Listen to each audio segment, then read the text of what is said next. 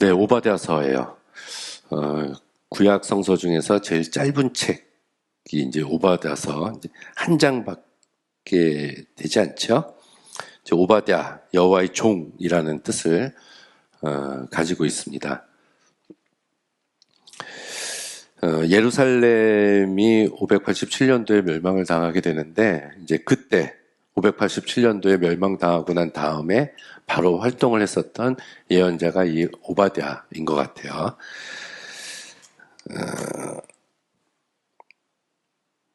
오바댜서 이제 우리가 선지서 같은 것을 보면은 이제 누구를 대상으로 쓰여졌느냐는 것을 파악하는 것이 굉장히 중요하거든요.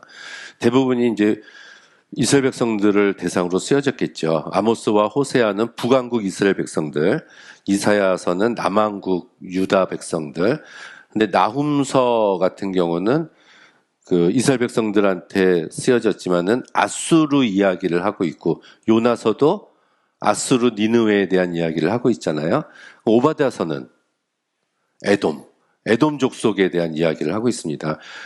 그럼 에돔 족속이 뭘 했냐 하면은 587년도 6년도에 남왕국 유다 예루살렘이 멸망할 때 에돔 족속이 옆에서 막 좋아했어요. 그 멸망당하는 바벨론을 도와서 또 조롱하고 아주 잘 됐다고 박수를 치고 있었던 그 에돔 족속, 유다 왕국 패망에 도움을 준 에돔 족속에 대해서 하나님께서 그 에돔 족속을 심판하실 것이다, 이런 메시지가 있습니다.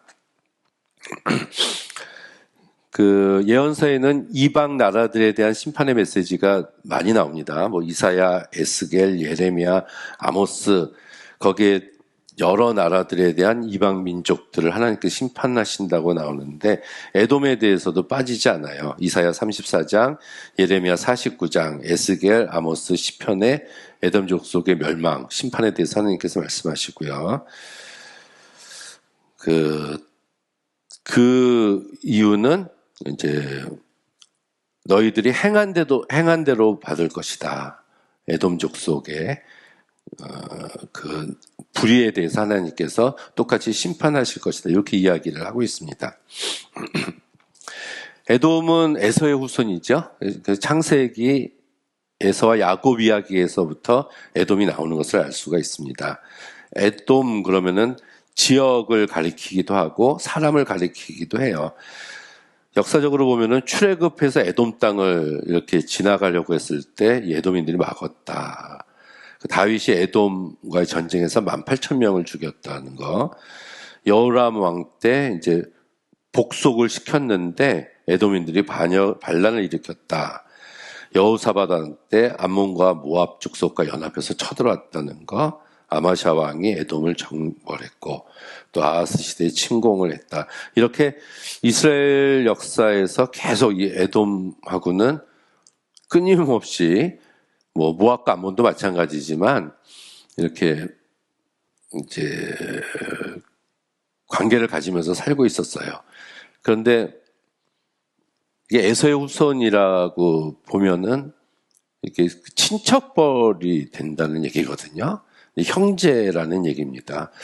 모압과 암몬도 그럼 사실 마찬가지잖아요. 롯의 후손이 암몬과 모압인데, 그러니까 형제라고 생각을 그래도 하고 있는 거예요. 아수르나 바벨론이나 구스나 두로나 이런 블레셋 같은 민족들은 이 이스라엘 백성들과 전혀 혈연적으로 상관이 없는데, 요 모압과 암몬, 그 중에서도 이 에돔은 훨씬 그 이스라엘과 혈연적으로 가까워서 친하진 않지만 형제 국가라고도 볼 수가 있는데, 그렇다면은 형제가 멸망하는 것에 대해서 기뻐했다라는 것을 하나님께서 심판하신다는 메시지예요.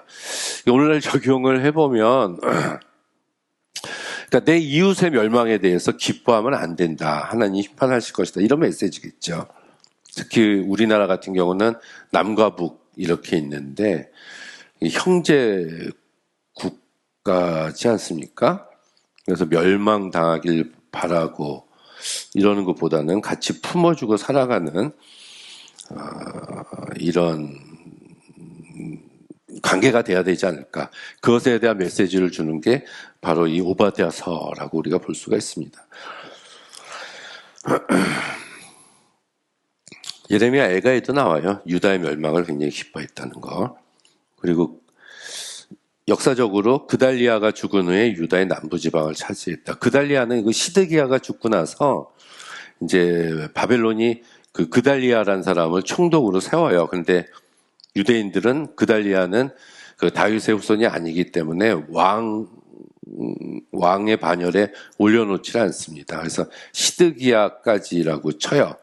그런데 이제 실질적으로 마지막은 그달리아라는 사람이 왕 노릇을 합니다.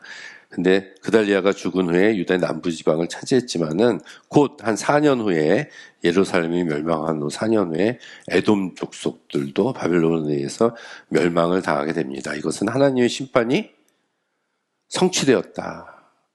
그리고 또 중요한 것은 하나님께서 그 후에 유다 족속들은 하나님께서 다시 이렇게 세우실 것이다. 이런 메시지가 오바댜서에 나옵니다. 에돔이 심판을 받아서 멸망당하게 될 것은 그들이 교만했기 때문에 하나님이 심판하신 거고요. 우애가 없다는 거, 무관심했다는 거, 호전성이 있다는 거. 그래서 남유다가 멸망당할 때 공격해서 약탈을 해서 하나님께서는 이 에돔을 파멸시킬 것이고 이스라엘을 회복시킬 것이다. 이렇게 아주 한 장밖에 안 되지만 이 내용들을 아주 집약해서 다루고 있습니다. 자, 조롱에 대한 경고에 대한 메시지를 찾아볼 수가 있겠죠. 남을 비방하는 거, 이렇게 조롱하는 거, 굉장히 기분 나쁩니다, 이거. 이거는 사랑에 대한 결핍이 없기 때문에 무심코 드러나는 행동이에요. 그래서 진정한 미움의 증거가 된다는 거. 두 번째, 엄중한 보응의 교리가 있습니다. 에돔이 교만했는데 그런 교만함을 갖추고 있는 지혜는 오히려 자신이 철저하게 더 멸망당하게 될 것이다. 는 거. 그리고 이스라엘은 하나님께서 회복해 주실 것이다. 이게 또 남은 자 사상이라고 볼 수가 있습니다. 그런 자들은 하나님께서 도와주실 것이다. 이것이 이제 오바댜서. 이렇게 이제 보도록 합시다.